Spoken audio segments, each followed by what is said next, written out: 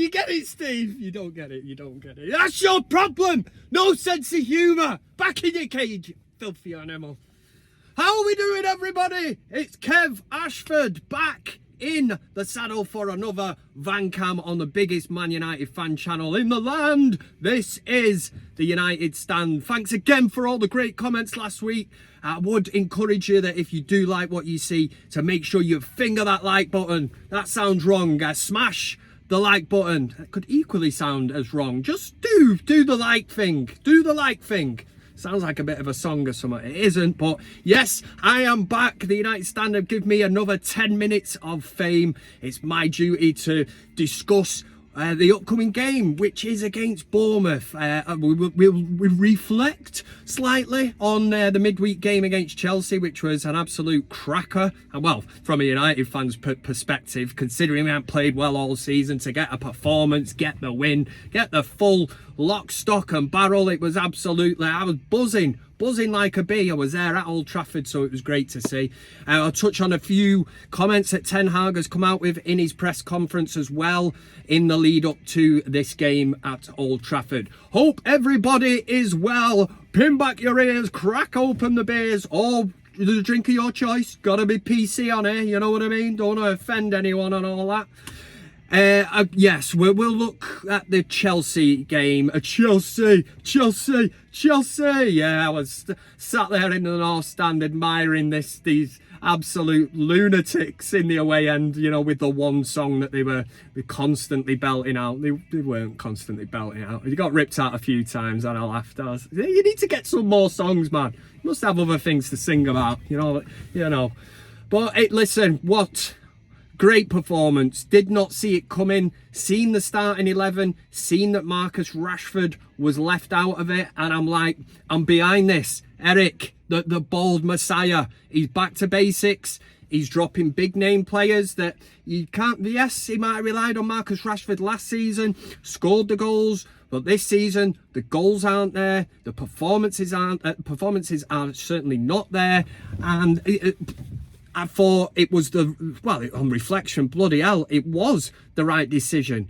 And how refreshing to see a front three of Højlund, Garnacho and Anthony. Anthony, another player that has come in for criticism, and rightly so. The honeymoon period is over for Anthony. We've invested a hell of a lot of money in this player.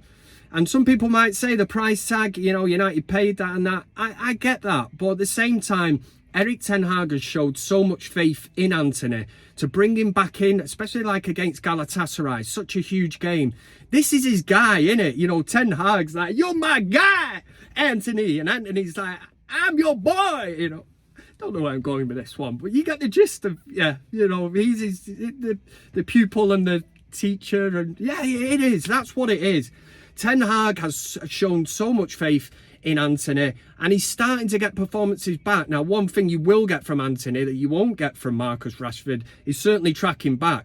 And Rashford at the minute, decision making, head down, he's just like, you know, bang, let's put the burners on, you know, just stop and think about it for a moment. Because if you can get the final thought process right, Marcus Rashford can be a great player. But at this minute in time, it is highly evident from watching United, especially on Wednesday night against Chelsea, that Marcus Rashford not being in that team, and Anthony Martial, we'll throw that in as well, because these were two players that were, you know, the microscope was on them after the defeat at Newcastle, and we needed a reaction. I said that in my last Van Cam, you know, I got it a bit wrong, man. I said, you know, that a lion rises from the ashes. It was only after that. I looked in the comment section. It's a phoenix that rises from the ashes. I don't think a lion has ever rose from the ashes. And if it has, then get in the comment section and let me know. Maybe that's a film. You know, it could be a film. You know, the lion that rose from the ashes. Going off on one ear again. Back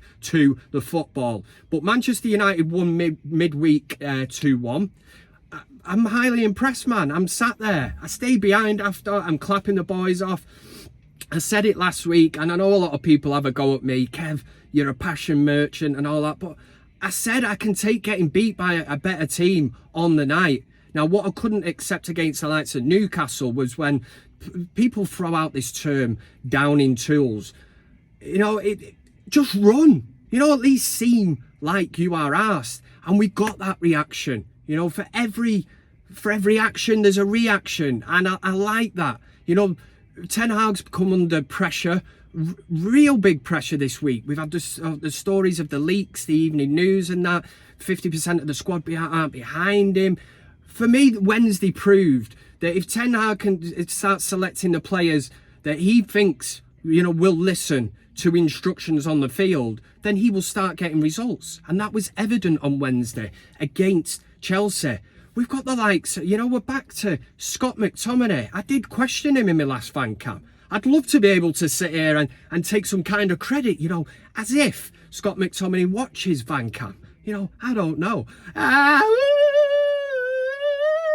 Scott McTominay. Had to throw that one in for you. What a treat. What a treat here on match day on van cam. Scott McTominay scores 2 goals, and Erik ten Hag has touched on, in his pre-match press conference for the Bournemouth game, he's touched on the fact that it's very hard to find a player like Scott McTominay. Now, hear me out. I know what you're going to say. Yeah, of course it is, Kev. He's rubbish, you know.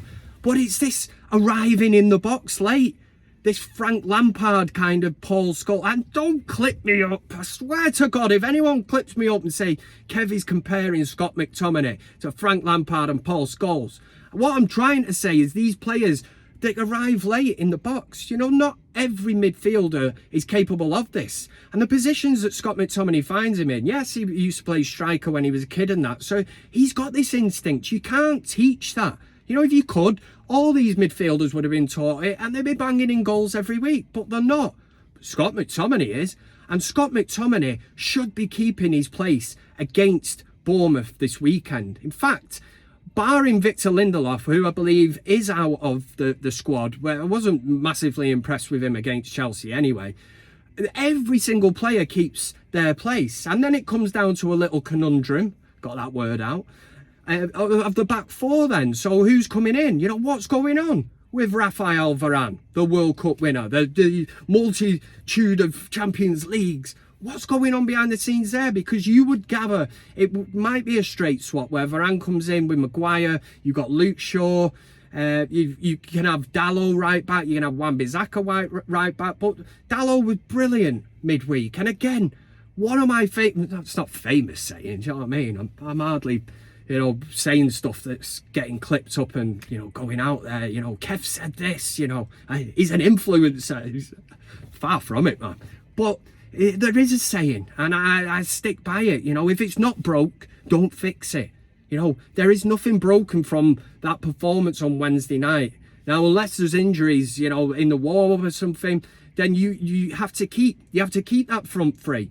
The midfield, I love Kobe Mainoo, but at this moment in time, you have to look at it, and I think Amrabat, I've said it before, I don't understand what he's about because we've not really had a good look at him. Hey, you know, he's living off the...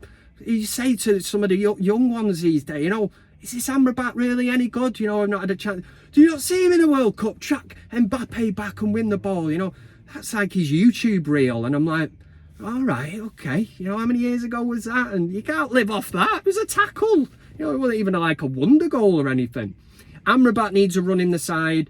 And I thought they complemented each other really well. And what was quite fitting was the fact that Bruno, who's been out of form up and down this season, having them two behind him give the freedom for Bruno Fernandes to start doing his business in the pitch. And when he's got a front three of Højlund, Garnacho and Antony, you've got movement, you've got pace, and it gives the opposition something to think about. I like that. That's what you need to do.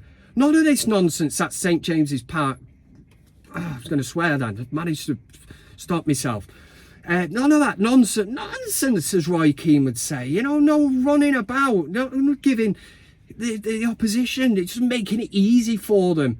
But when you had that front three on Wednesday night, Chelsea had to be on the toes, and rightly so, because United give them problem after problem, and that's what I want to see.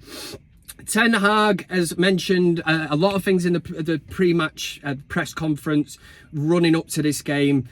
But he did say, obviously, he was happy with the reaction from the players. So I would be looking at that and thinking that Ten Hag is going to stick with more or less the same team.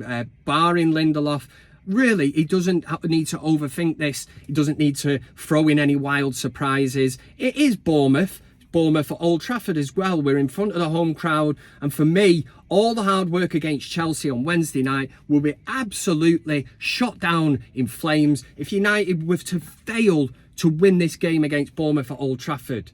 I'm not going to say it's a huge 3 points, because it's not, but on the grand scheme of things, when we look at Manchester United, Harry Maguire has just won Player of the Month, not United's Player of the Month, the Premier League Player of the Month. What? Yeah, he has. Ten Hag has just won Manager of the Month.